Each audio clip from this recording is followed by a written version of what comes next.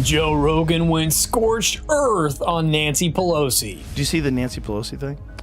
The new one? She's worth an estimated $400 million now. How? What's the salary? In a recent episode on his podcast, Joe reacted to an interview where Nancy was finally pressed on insider trader allegations, and he used the moment to highlight that this problem exists on both sides of the aisle. If you look at like who's making money on the stock market, it is not all Nancy Pelosi. It is red, blue, red, blue, red, blue. And today, we're covering it all. So if you're an independent thinker, hit that subscribe button and let's jump right into it. The new one? She was being interviewed and then was like, I didn't want to talk about that. Anderson Cooper. You put that on. Anderson Cooper, he sneaks it in. She's like, I came in here to talk about the anniversary of Medicaid. Like, she cares about Medicaid. Here, let's watch this because it's so funny. Let me just read what he said. I'm sorry that we had some sort of technical issue. Nancy Pelosi became rich. Why do you have to read that? We're here to talk about the 60th anniversary of Medicaid. That's what I agreed to come to talk about. Yeah, but I and wanted what that means in the election. I wanted to give you a chance just to respond. He accused you of insider trading. What's your response to that? That's ridiculous. In fact, I very much support the stop the trading of members of Congress. Not that I think anybody's doing anything wrong. If they are prosecuted and they go to jail. But because of the confidence it instills in the American people, don't worry about this.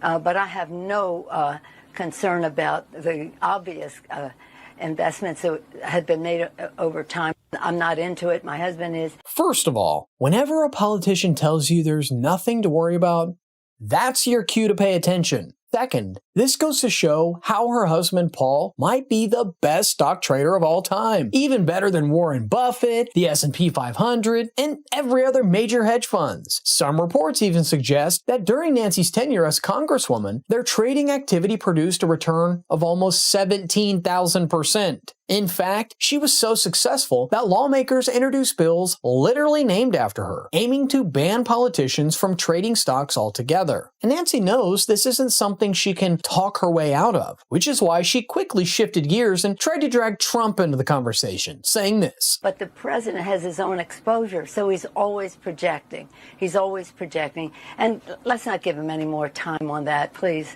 We're going forward here, and I'm very proud of my family. And while he might make fun of us, while somebody inspired by him breaks into our home and hits my husband in a deadly fashion, hits my husband over the head, and he thinks that's a riot, I'd rather not go into some of my other complaints about him right now. Rather to talk about the 60th anniversary of Medicaid. Okay. First of all, what crazy projection. She immediately turned herself into a victim. That guy was a crazy person. You're blaming Donald Trump for that? No. That's so nuts that you have gone from you made an insane amount of money. A lot of people say you're insider trading. What's your response to that? Donald Trump, my husband got hit in the head with a hammer. They're all black belts at deflection. He thinks it's funny.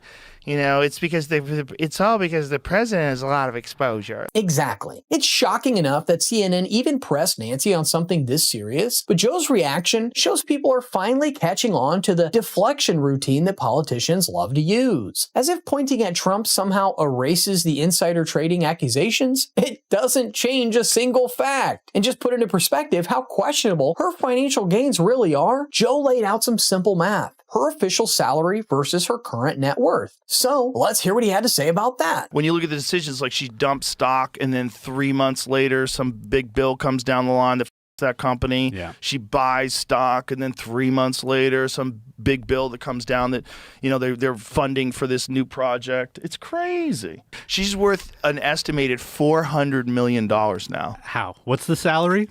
70,000 a year? 170 grand a year, something like that. 200 grand a year, maybe. You know, but watching the panic in her face, realizing that Trump is now president and they're talking about literally going after her for insider trading, and the undeniable evidence that they have had better results on the stock market than literally anyone ever. Yeah. And they have access to information about laws that are going to be passed. Yeah. If that's not insider trading, what? To put what Joe just said into numbers, Nancy's estimated net worth currently sits at around $280 million. But back in 1987, which is the year she first entered Congress, her financial disclosures show that her and her husband reported between $610,000 and $785,000 in stocks in their portfolio. But what really raises eyebrows is her unmatched timing in the market. For instance, she bought Tesla stocks right before an infrastructure bill with EV credits was proposed in 2021. She invested in Nvidia before the CHIPS Act that gave billions to chip makers passed, and sold Google stocks before the DOJ launched a probe into the company. Her moves are so consistently well-timed that there are Twitter accounts dedicated to tracking her trades so others can copy them. Joe went on to explain that this issue isn't unique to Pelosi, and he made some valid points. There's a reason why that whole ability to trade stocks is still in position, and it's because they want it there. They make a ton of money. The general they have public, all the insider information. So they have to figure out at what point in time is this too dangerous, and who's willing to like make this a law, who's willing to change this, and what politicians are going to sign on board for that, because they're actually voting against their own self-interests. Yeah. Right? If they all decide, like, it's like they're playing chicken. Like, as long as they don't do it, as long as they don't do it, then they can still make a ton of money. But if you look at the numbers, like, if you look at, like, who's making money on the stock market, it is not all Nancy Pelosi. It is red, blue, red, blue, red, blue. It's pretty much down the middle. And you're hanging out with Harry, the senator from in South Dakota or whatever, and Harry's got a yacht. Like, how'd you get a yacht, Harry?